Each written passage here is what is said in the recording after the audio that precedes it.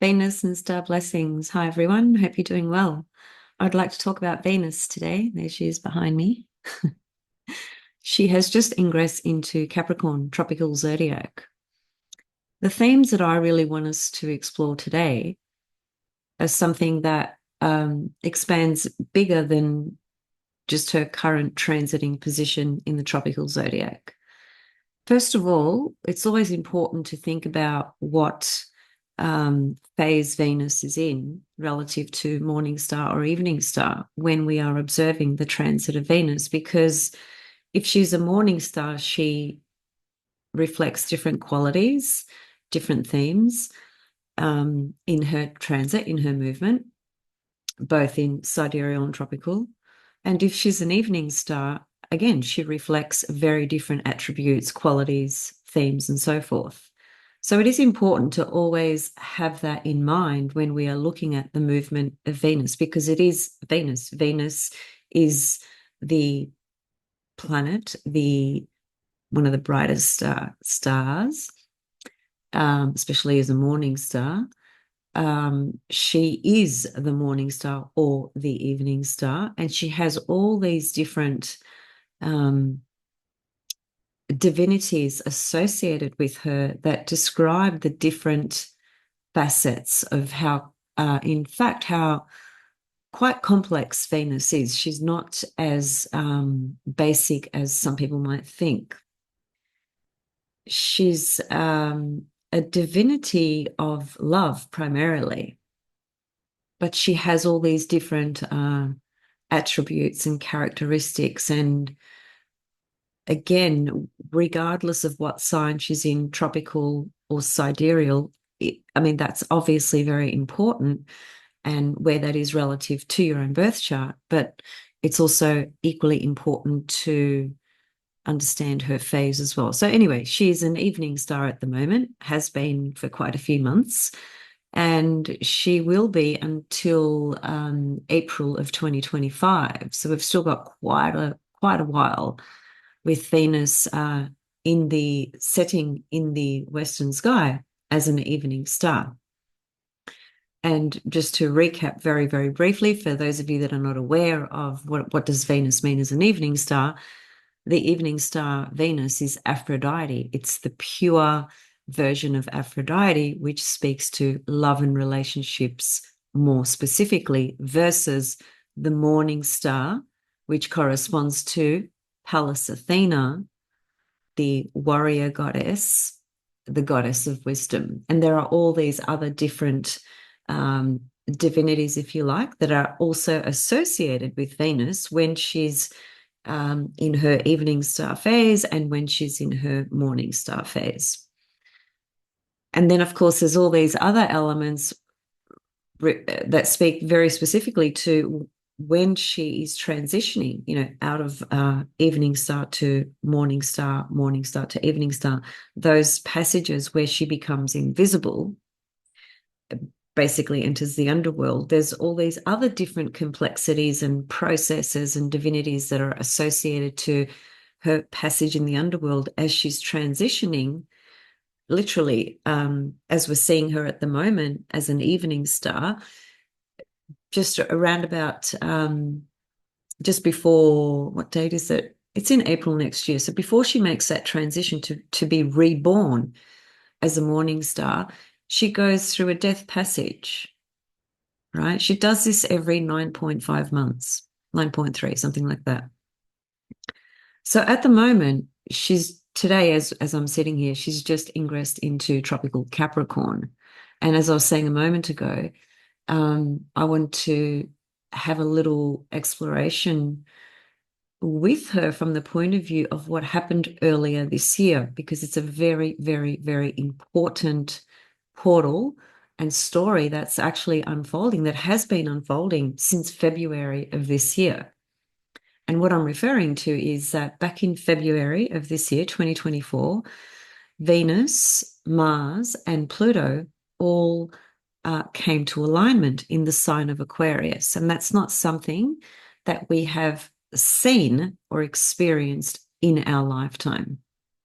So it's a completely new portal of energy from the point of view of what? From the point of view of soul, Pluto, transformation, Pluto, evolution, Pluto, the underworld, Pluto, and then Venus and Mars, the two most famous lovers.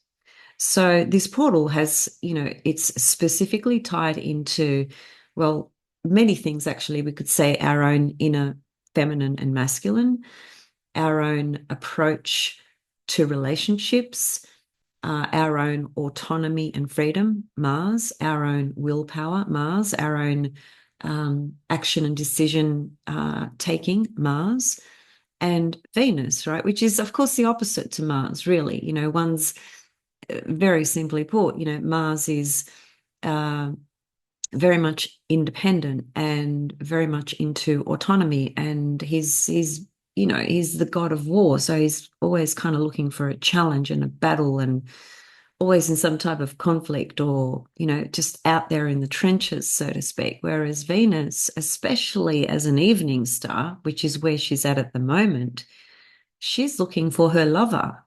She's looking for love, for romance, for intimacy, for connection, for relationship. So the triple conjunction that occurred in February, which was at, I think, well, let me just actually show you the chart. It's about 6 degrees of Aquarius, I think, from memory. Okay, so here it is here. It was on the 22nd of February, as you can see the date there on the left. And there is Mars, Venus, and Pluto, all in Aquarius, right? Now, the Venus-Mars conjunctions, the cycle of Mars and Venus is extraordinary, actually. It's a cycle that just goes on and on and on and on. Michelle finally has done a brilliant job in tracking that cycle between Mars and Venus. She's written a whole book on it.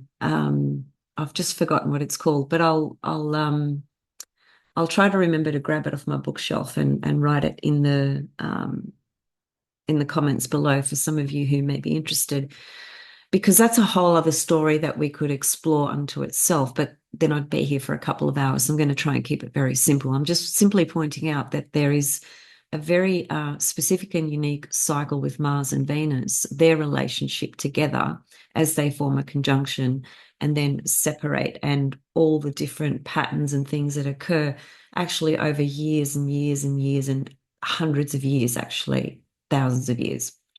It's a very unique cycle. And of course, that's speaking to the heroine and the hero, right? And those archetypes exist and live in all of us in one way or another, in different extremities and different levels with each person, right? Depending on, once again, where Mars and Venus are in your own birth chart, and the signs they are in, the houses they are in, and the relationship they have to each other, meaning what aspect do they have to each other. A lot of that needs to be,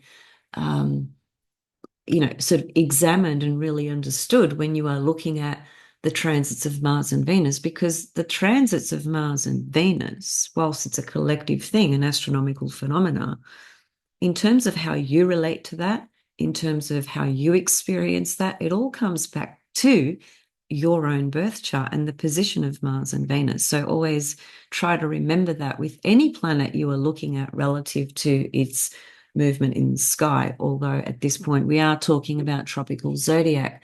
And I do encourage you to consider the sidereal placements of your natal chart and of the movements of the planets and the stars as well. That's something that when I first started studying astrology, I did start with the tropical zodiac, which I'm still a big fan of because I know it works. Although there's, a lot of different opinions around that, and a lot of the opinions, let's just say there's a group or branch of people that try and trash the tropical system and say it's BS and it's based on the seasons and so on and so forth. So it's not really connected to real-time movement of planets in the sky and so forth. But my argument would be that yes, there is a sky in the background relative to the fixed position of the stars, and there is a particular zodiac called the sidereal zodiac or Babylonian zodiac. And actually, in Babylonian astrology, as far as I understand from what Rumen Kolev has explained, the Babylonians had, I think, about 3 or 4 different zodiacs that they would use. I personally believe that all the zodiacs work, actually. The matter of how to understand that is we've got to make sort of a transition in our perception and our understanding, because it's nothing is black and white, right? Nothing is so simple. And it's a matter of understanding how let's just stick to the two zodiacs, sidereal, tropical. It's understanding that they reflect and represent different things, and there is a different way of understanding those two zodiacs. They both have a purpose, but in very different ways. So it's not about bashing one or the other or discounting one or the other. It's really someone who has a really broad and open mind and has the capacity to keep an open mind and to investigate and research and study will more likely than not come to realize that in fact both zodiacs are actually very important. Even Rumen Kolev actually says this himself, and I see Rumen Kolev as one of the most powerful authorities when it comes to where astrology was born, which is Mesopotamia, Babylonia. I mean, he's created, an extraordinary program that is, there's no words to describe his program. It's so freaking comprehensive, right? But even he himself says, and he said this just recently, that the tropical zodiac is also just as important as the sidereal, but it's about understanding the differences. And that's exactly how I feel as well. So I know I've gone a little bit off track here, but I'm bringing this up because as I continue to move forward in my journey of observing the sky, studying charts and so forth, I'm slowly integrating more and more and more of the original sort of sky, if you like, right? Because I understand the value in it. And it does take a long time to sort of to work with both, to marry both, to integrate both. It's not an easy thing to do, which is why I guess most people will pick one or the other. But I'm so eclectic because I'm a double Aquarius with very strong Uranus. So in my eclectic mind, I don't struggle with the ability to understand different ways of looking at things and understanding that they all have equal value. So as I proceed forward in my own journey, I will be bringing a lot more of the Babylonian sky astrology to my talks and classes and so forth. And I mean, the best way to do that for yourself, that is, if you are studying astrology, is to have a program that shows you both the sidereal and the tropical, and just make observations of both. Keep a journal, keep a diary, and make observations and note down, the things that are unfolding, especially really, very specific things or really important things to you, things that mean something to you, things that are important, big decisions you make or big turning points, or, even a move of home or end of a relationship, the big sort of things in life, as it were. I think the more we can observe those things and sort of document them, that's the way to learn astrology, whichever system you work with, the most powerful way to understand the sky, the planets, the stars, is to observe and correlate. That's your teacher is life and the sky. Those are your greatest teachers. So circling now right back to this conjunction, triple conjunction between Pluto, Venus, and Mars, this would have set the tone really for this whole year relative to our own personal creativity, our own passion. It could be obsessions as well, Pluto, and our own transformative journey in our understanding of the sort of relationships we've had through our life, how we've participated in relationships, what sort of values have we held, what sort of challenges have we had, how have we grown, how have we changed? Are we the same person, or do we have the same attitude, the same approach, the same habits, the same unconscious desires relative to our relationships? Now, remember, with relationships, yes, of course, Mars and Venus does specifically speak to our personal intimate relationships, but Venus herself speaks to any relationship. It could be the love you have for your parent, your sibling, your pet, anyone you have some type of relationship with. There are millions of different types of relationships, and Venus actually reflects all of those. It's, I guess, another way to put it would be to say Venus really speaks to anything or anyone that you love.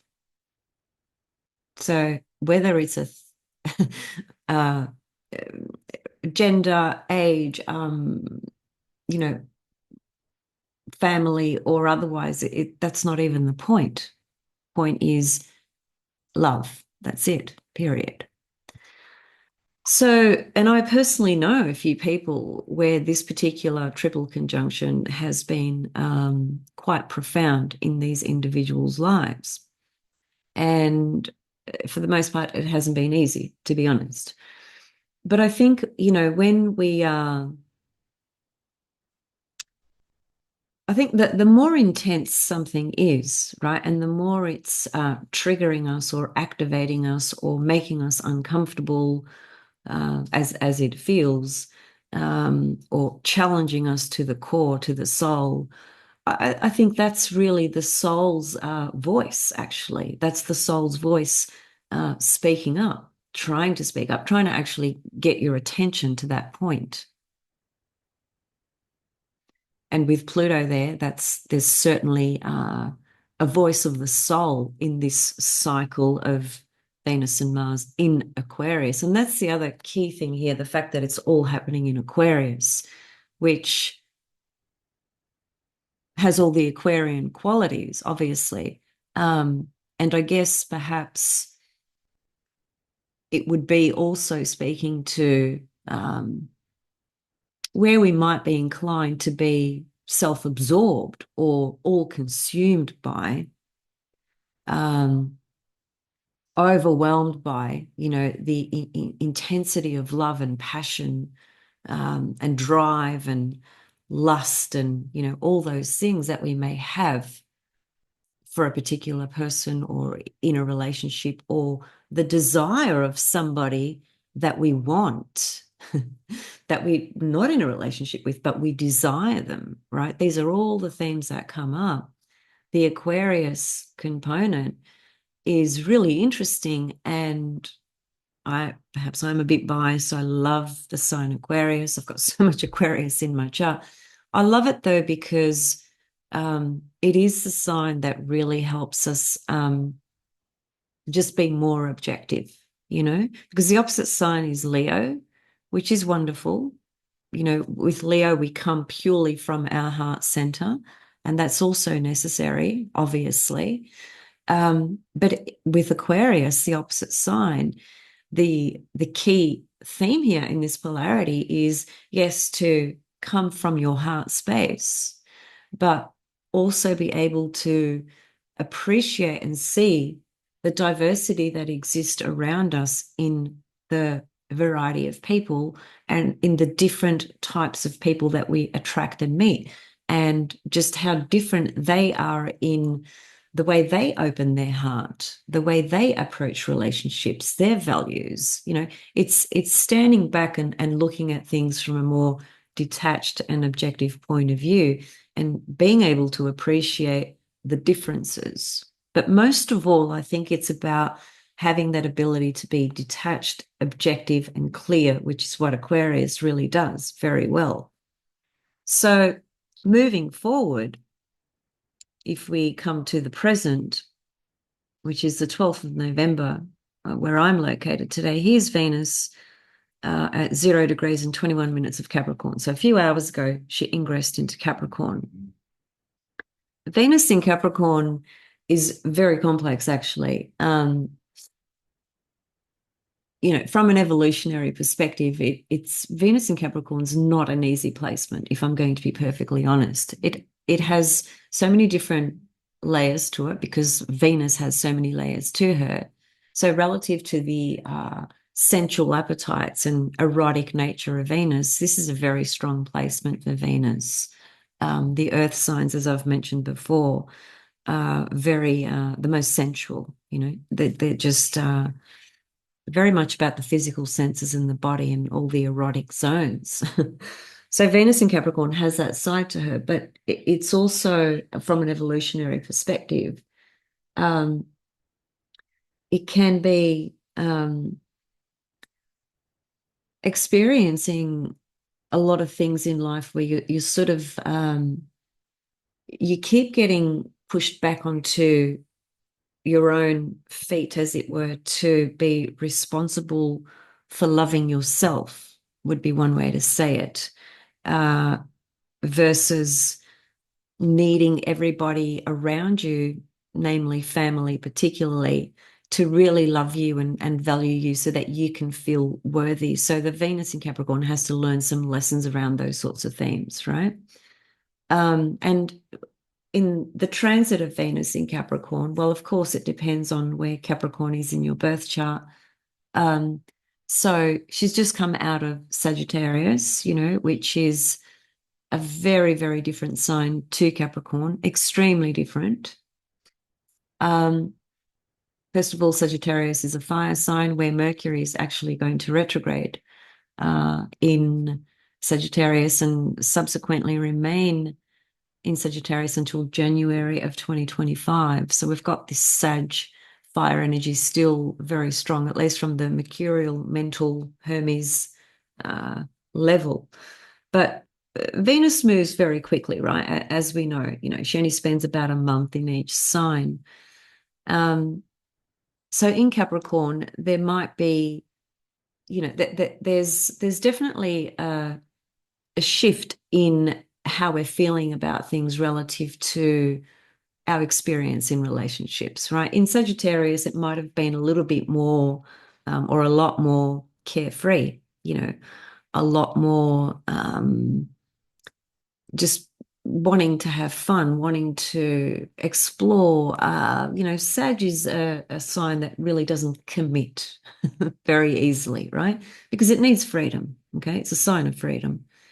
But in Capricorn, it's a very different story. That the Capricorn archetype is very much about commitment and responsibility and seriousness. So in Capricorn, she's going to touch on those themes relative to our love life, you could say, also our creativity, our creative projects and processes, and just all our relationships in general, really.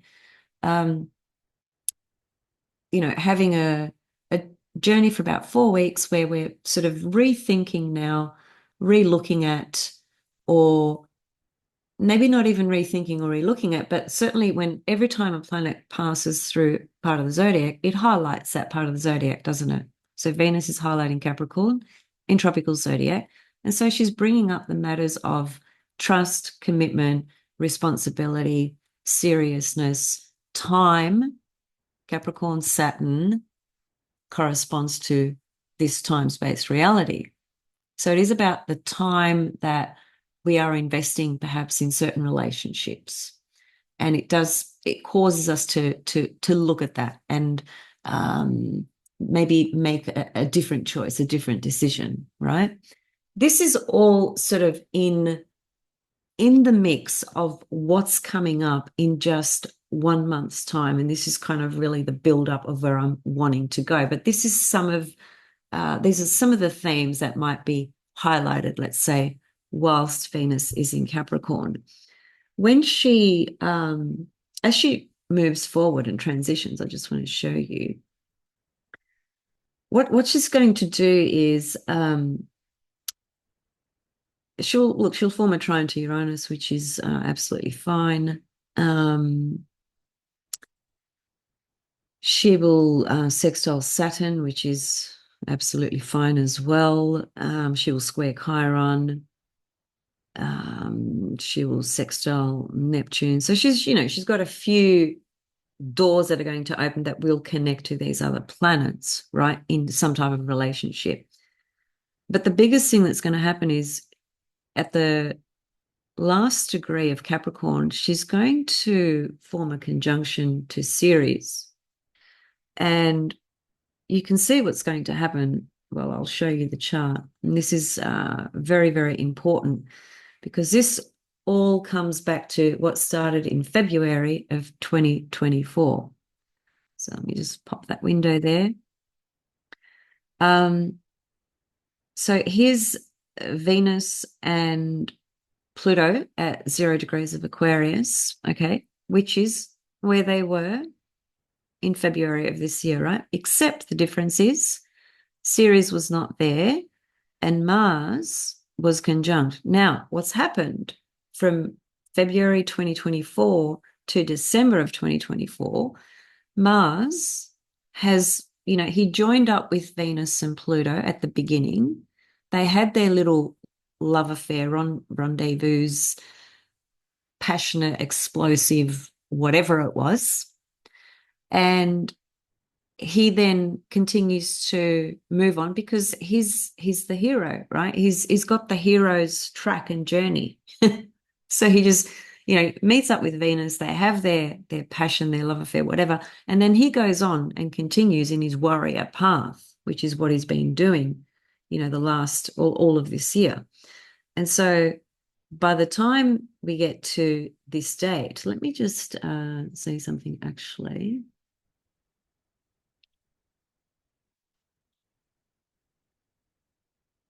This is where I wanted to get it to. Can you see that Ceres has ingress to 0 Aquarius now? Pluto's at 0 Aquarius. And if I play around with this, let's just see. There you go. See how they're all 0 Aquarius? And let's just try and get it exact.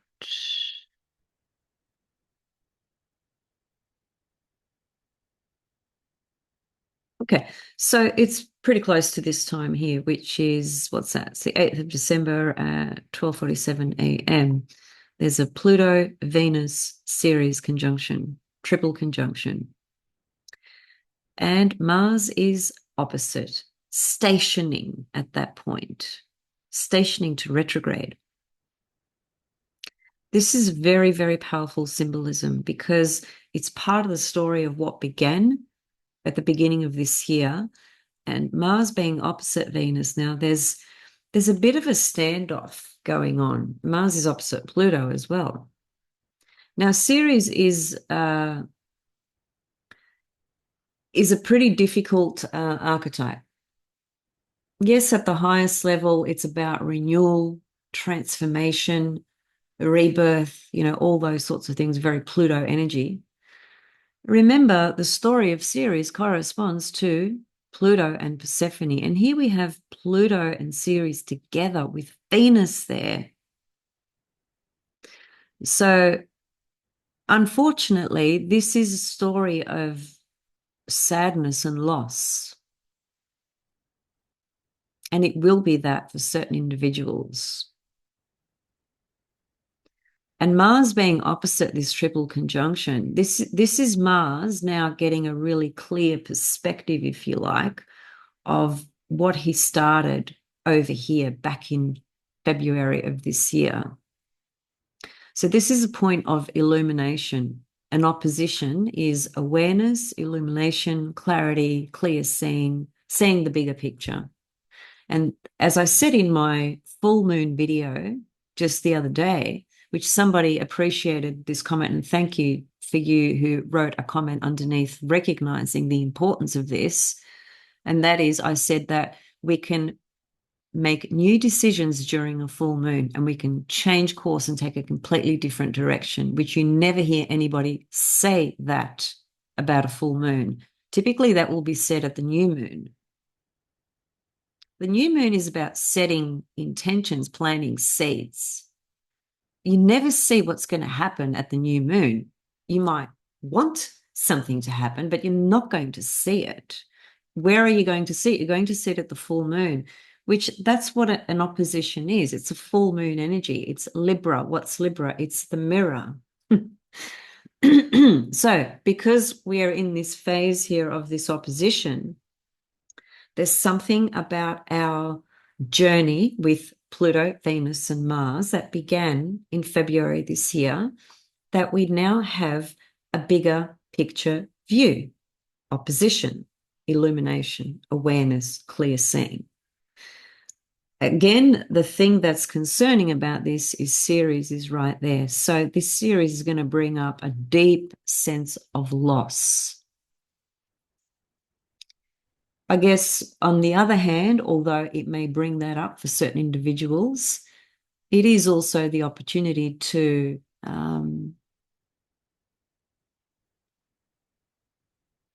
find a way to renew oneself through this loss. I mean, a loss is typically many different things, right? But let's just bring it back down to relationships. When I'm saying loss here, I'm specifically referring to, you know, a parting of ways.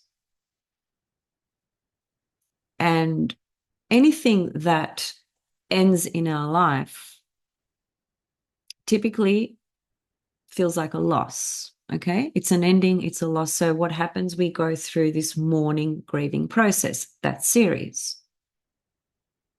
And where is she here? She's with Venus and Pluto, opposite Mars. So you can see the story that's there, right? And obviously that will just be very specific and very unique to each individual. You know, for example, I'm not in a personal relationship, so I'm not experiencing this these parts of the story that speak to separation and loss, and having gone through, you know, some deep, intense underworld journey with my relationship, or with the partner that I attracted at that time, or with the the challenges that might have come up in a perhaps existing relationship that I've been in for a few years, for example. There could be that too. I guess when you're not in a relationship and these themes come up, then it's really about your own passions, Mars, and your own values and creativity, Venus, and just the love that you share, the love you have for yourself, the love that you give, the love that you show from a soul level, Pluto. And how's that been metamorphosizing or changing for you? You know, what have you been able to see and understand from a more detached perspective? Aquarius, Mars, Venus, Pluto, triple conjunction in Aquarius. Nearly a year later, Venus and Pluto come together again because Pluto just went back into Aquarius. And this is an extremely important part of the cycle, because Pluto remains in Aquarius now from this point on. So this Venus-Pluto conjunction here, this is, in one way, it's a new cycle again, but it's also intertwined with what began back in February. And now, as I said, Mars is at the opposite point. And so this is where things, you know, become clear. This is where people can make totally new decisions at this point. That can be to move closer with, you know, in union, or that could be to separate. Because I'm seeing Ceres here, I'm I'm absolutely certain it is going to be a sense of loss for certain individuals.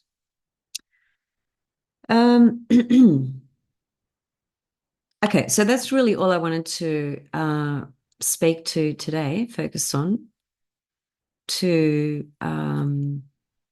hopefully give you some food for thought around relationship themes, if they are, if you've got significant relationship themes going on. We always do to some extent, right? Because as I said, Venus is not, we're not just talking about being in a personal, intimate relationship. We have relationships with so many people. And I guess Venus always reminds us about love, right? And how do we really love ourselves? And subsequently, how do we love others? There's so many complexities as to the relationships we attract and draw, why they go in the directions that they go, what sort of lessons do they bring to us. There's no right or wrong, there's no good or bad. There's just becoming more conscious and more aware in how you are growing and what you are learning through every encounter, however brief or long it may be. So I'll see you guys soon with more. Much love, and reach out if you're interested in any of my courses or want to explore your birth chart from multi dimensional layers versus just one way. Okay, see you soon.